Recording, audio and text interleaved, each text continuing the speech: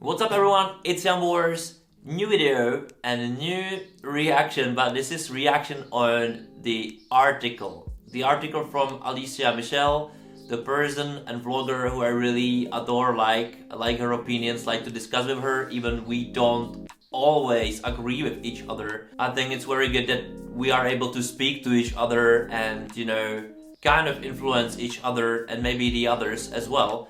And I read her article about that the press center at Eurovision is not very diverse and the EBU should do something about it. And we have kind of discussion on Twitter, or I think kind of it was my monologue as well. That's another thing. But the thing is that this topic really, stuck in my mind, and I'm thinking about it lots of time.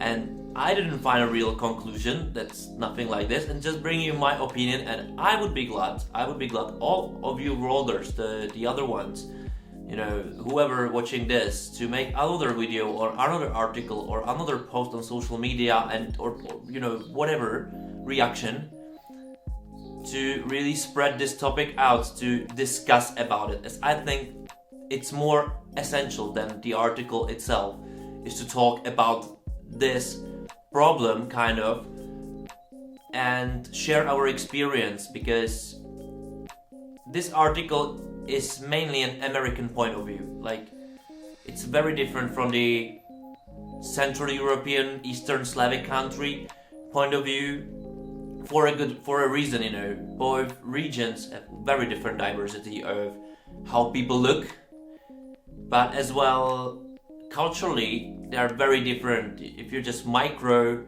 look into these regions, you just look that America is a huge cultural melting pot from all the countries, all over the world, all the ethnicities, everything actually.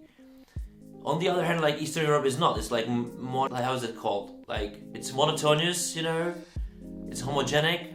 Historical fact, no slavery, no slave trading, no especially colonist era, like nothing. We were the less developed region, most likely being taken as slaves, Slavic slaves, makes sense. And it's different part of the world, especially than Iron Curtain thing. West is different, like East is a bit different, and each country in Europe actually is very different in this demographic scheme, and it's mostly white. That's how it is. Probably if there's, I don't know, African version, it's going to be more black, or I don't like this white black. It's all the million of shades of those colors.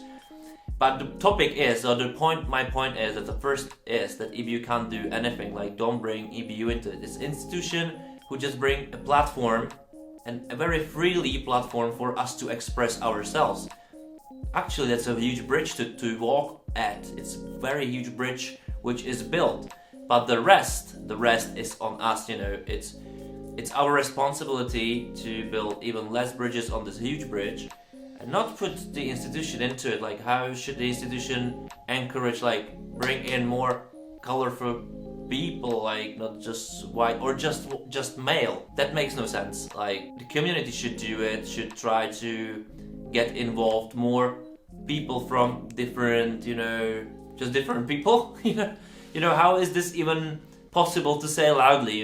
I know I heard it a lot of time that as a white man I probably should have no right to say this, but I don't really care, as I think that's exactly the big problem we have nowadays, that only some kind of people can talk and the other ones, they have no right to do it because of the color of the skin, which is very irrelevant, I think, if the whole context of the world.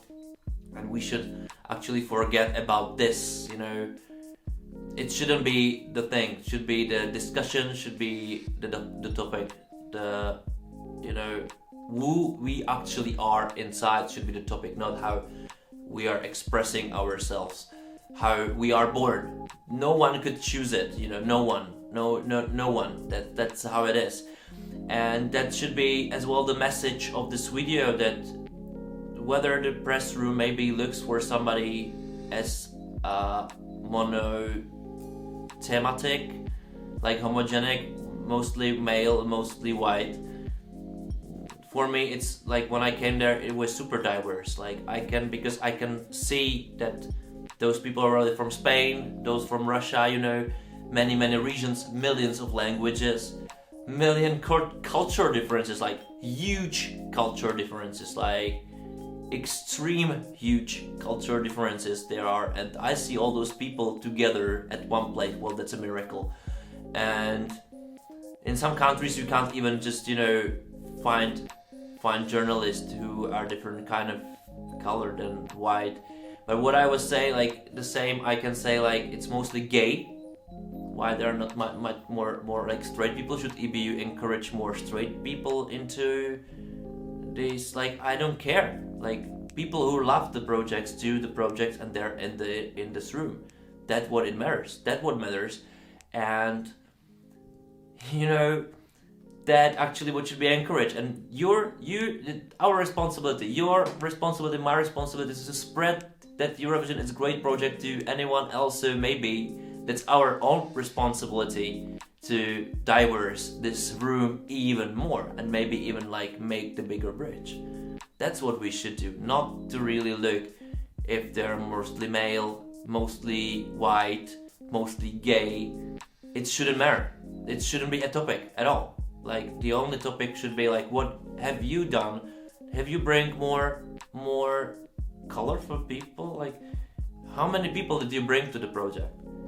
How much do you care about race or the opinion?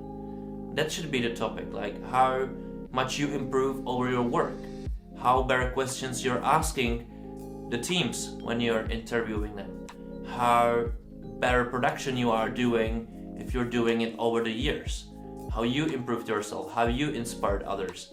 Because this project, Eurovision, is about inspiration, it's about building bridges, it's about communications, it's about giving chance to anyone, you know, everybody's welcome, no one will judge you there.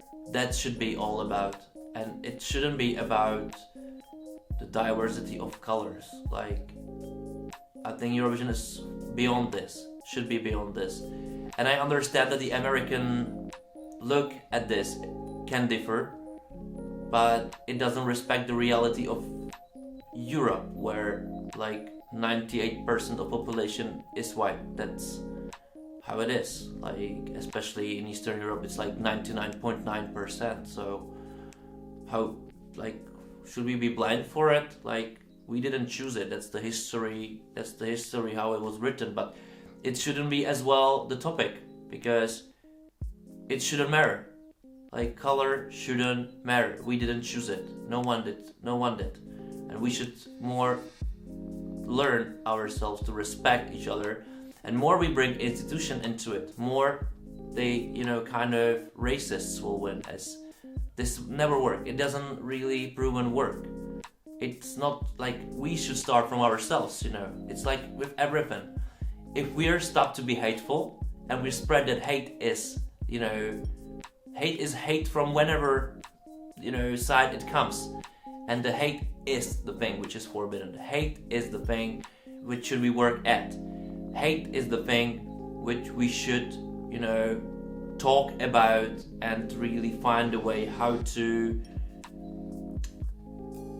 really soften it, how to really find the bridge, not to really think about it, you know, to build this bridge, to shake our hands, to hug ourselves, to, you know, kiss ourselves, to be able to smile at each other and discuss like this. So please take this video as an encouragement for you as well to do the same as I'm doing now, and let's talk about this topic. Let's do this. Let's make this article a starting point of a big and huge discussion among the community of Eurovision, because there's no need of EBU. We can do it ourselves. We can talk to ourselves. It's social media days nowadays. I'm talking to all of you, and you can spread it, share it among your friends.